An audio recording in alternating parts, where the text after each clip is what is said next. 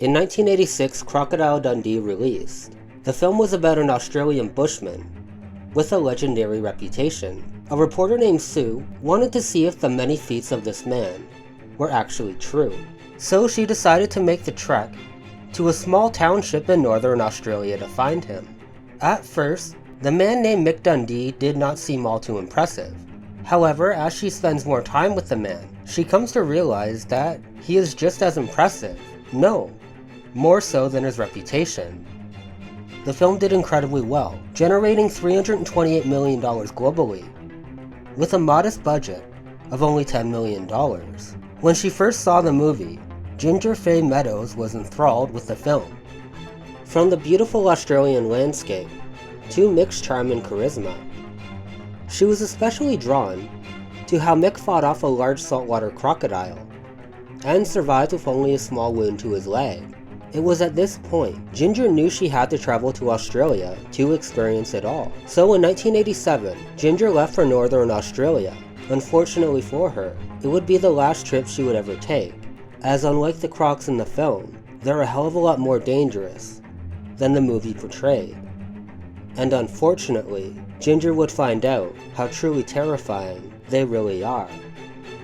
Hello, my name is Joseph Palmer, and today I wanted to dive into the story of Ginger Meadows, a model who in 1987 decided to visit Australia after she saw the movie Crocodile Dundee, and how she was fatally killed in front of her friend. Now without further ado, let's dive in. Ginger Meadows decided to travel to Australia after watching the movie Crocodile Dundee, along with her friend and chef, Jane Burchett. The two booked a trip on the Lady G, a luxurious boat, before planning to head on to Papua New Guinea. The Lady G arrived at Cascade Falls, a beautiful waterfall south of Darwin, on the 29th of March in 1987. The waters in northern Australia were known to be infested with crocodiles. The saltwater crocodile is the largest crocodile in the world and can grow up to 6 meters long, and are opportunistic hunters that are known to treat humans and other animals as prey. The skipper of the boat had advised Meadows that she was not even so much as to dip a toe in the water. Crocodiles are ambush predators and often lunge out of the water and drag their prey in. Backing this up in a later interview with the Daily Mail was the ship captain, Bruce Fitzpatrick, who said, quote, "Ginger Meadows was told not to get into the crocodile-infested waters, but she failed to heed the warning. Ginger and her friend decided to go for a swim in the water anyway. Not long after, the two found themselves pinned up against the wall of a waterfall. The skipper saw a crocodile approaching the women and screamed out to them, but it was too late.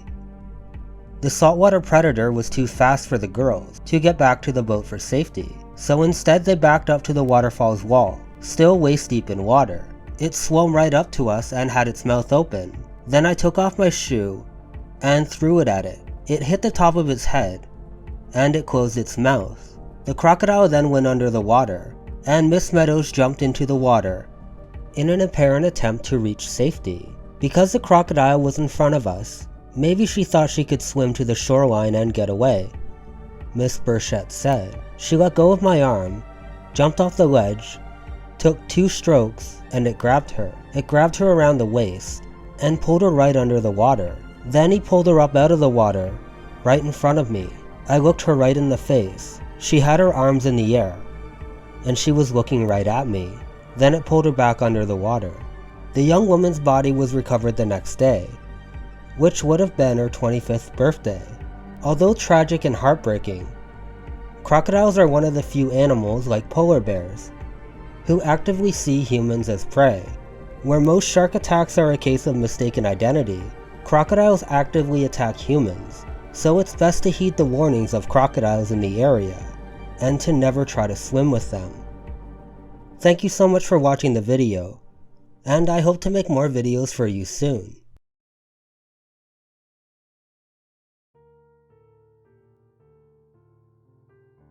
March 9th, 1933. 10-year-old Mary Adams is in her bedroom, getting ready for school. She is worried and dreads making the trip. Not because school isn't fun. In fact, she loves playing with her friends and learning from her teachers. It's the getting there that worries her. Every day, she and her 6-year-old sister, Thelma, take their horse, like most children in the rural community of Pindi Pindi, to school. On their way, they pass the ironically named Alligator Creek.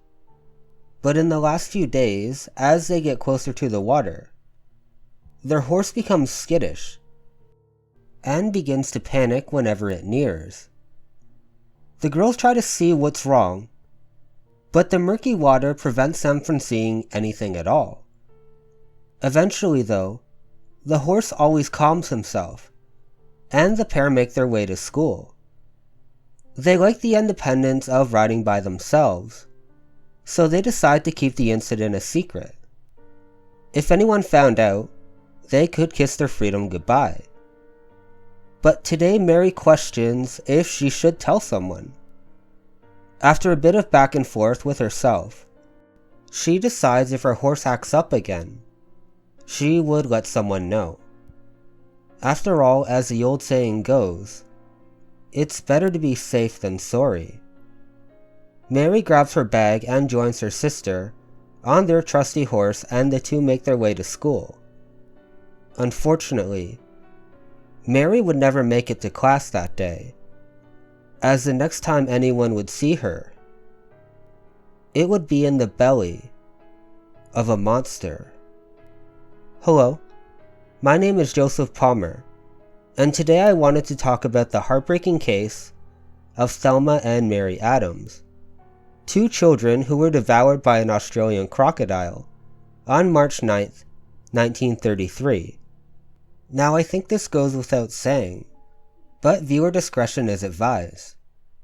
Now, without further ado, let's dive into the story of Thelma and Mary Adams. Thelma and Mary Adams grew up in Pindi Pindi, Australia. To say this place is rural would be an understatement. In 2016, the town had a population of just 98 people. The locality takes its name from the Pindi Pindi railway station, which was named by the Queensland Railway Department in 1915. Pindi Pindi is an Aboriginal word meaning creek or flowing water. With the area having such a small population, most people had to travel great distances nearly everywhere they went, including children. Mary and Thelma were no different, taking the family horse to school and back.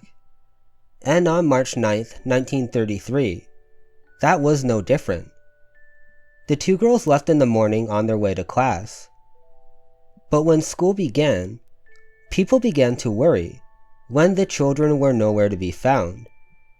Alarms were raised even further when the horse returned home, soaked and trembling in fear. The family moved quickly, tracing their daughter's path. And soon they found something no parent ever wants to find. Floating on top of the water in Alligator Creek was 6-year-old Thelma. If that wasn't heartbreaking enough for the family, Mary was nowhere to be seen. A large search party was organized, led by Constable Gallagher. By this time, people believed something truly terrible had happened. With the creek being known for crocodiles, the constable had a plan. He placed dead wallabies in the water and laced the corpses with strychnine. Strychnine is a poison that was actually used in the 19th century for medical purposes. However, in large doses can be very fatal.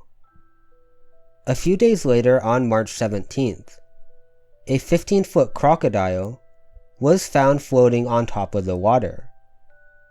It was cut open to reveal the body of a small human.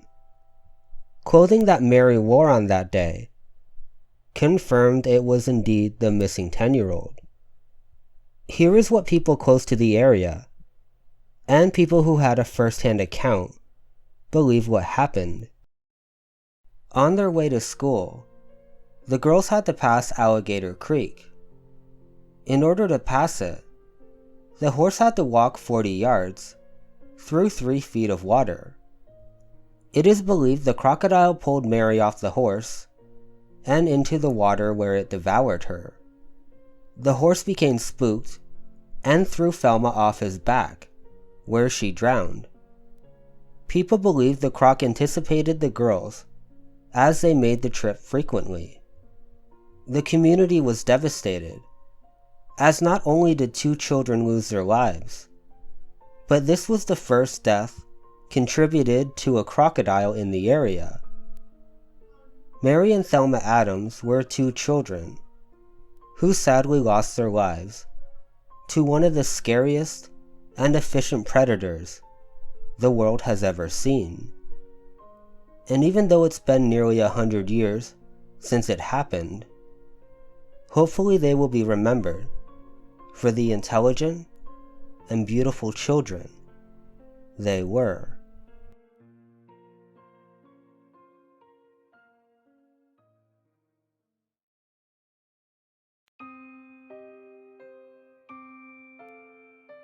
September 29th at around 8 p.m., Colin Inglis received a phone call from his nephew. He was a bit relieved.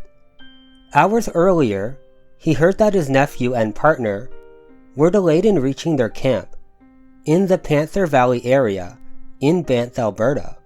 When Colin answered his phone, he was expecting the usual, "Made it to camp. See you when I get back. Love ya." Unfortunately, Colin was not prepared for what was about to be said, as when he picked up the phone, he heard only 3 words: "Bear attack. Bad." The phone then hung up, leaving Colin panicked and terrified. Banff is known for its dense grizzly population, and if he heard them correctly, they were in deep trouble. Unfortunately, Colin was not mistaken, and heard exactly what happened.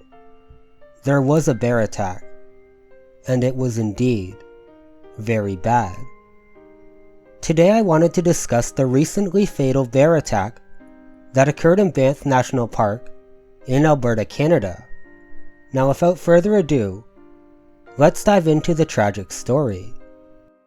Doug Inglis and his partner Jenny were on a week-long backpacking trip in Banff National Park. The couple loved being outdoors and had planned this trip for a while. They also decided to take their 7-year-old border collie, Trish, along with them, and everything seemed to be going well. They were in contact with Colin Inglis, Doug's uncle, on Friday at 4:52 p.m.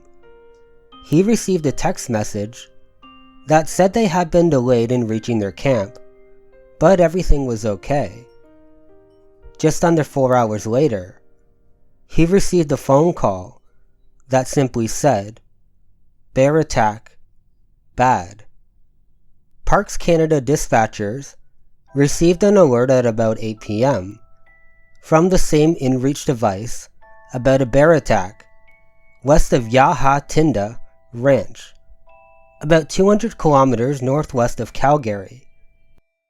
The agency immediately sent its Wildlife Human Attack Response Team to the area by ground, because weather conditions in the mountains prevented them from using a helicopter. The team arrived at about 1 a.m. Saturday and found the 2 people dead.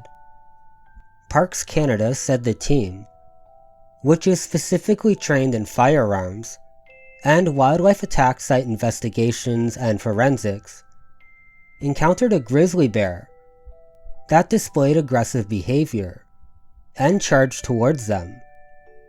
The bear was shot and killed. A necropsy showed that the bear was old, underweight, and had bad teeth. But parks officials said it will likely never be known what led to the attack, and they wouldn't speculate. Inglis said he believes the couple were in the wrong place at the wrong time. They were always well prepared. On their backcountry trips, he said, "But bears are unpredictable. This is a rogue bear. This is something unusual that has happened." He added that the couple had a routine. They would set up camp as soon as they arrived, start their food preparation, and send in-reach messages to family members. So we knew that they had established camp. They weren't out wandering around. Once it gets dark, he said they would typically get into their tent and read. "We believe that is what they were doing," said Inglis, adding the dog would have been in the tent with the couple before the attack. He said the parks team found the tent had been crushed with their e-readers inside. The couple, he added, were found outside the tent. They were in stocking feet, so that's not normal. It was wet outside. It had been snowing. Park officials have said the couple's food had been hung appropriately, and 2 cans of bear spray were found at the scene. They did not say whether the spray, which can be effective with some bears, had been used. Inglis said that he was told that a bear spray canister had been emptied, and that there were signs the couple tried to scare off the bear. There was a struggle, and the struggle didn't stay in one place, he said. But in the end, both bodies were back together. They were reconnected. That's who they were. They were together in life always. Inglis said that the couple met as students at the University of Alberta and worked together in a lab for Agriculture Canada in Lethbridge. Part of the draw for being there was of course access to the backcountry, to Waterton Park and Banff Park, being in the places they love to be. Parks Canada said there have been 3 recorded, non-fatal encounters with grizzly bears in Banff National Park in the past 10 years, and no fatalities in decades. Doug and Jenny were 2 adventurers who wanted to explore the wilderness. They have done so before, and were very experienced. However, a freak encounter with a hungry grizzly tragically cut their lives short. I can only hope that the 2 can find peace in the hereafter.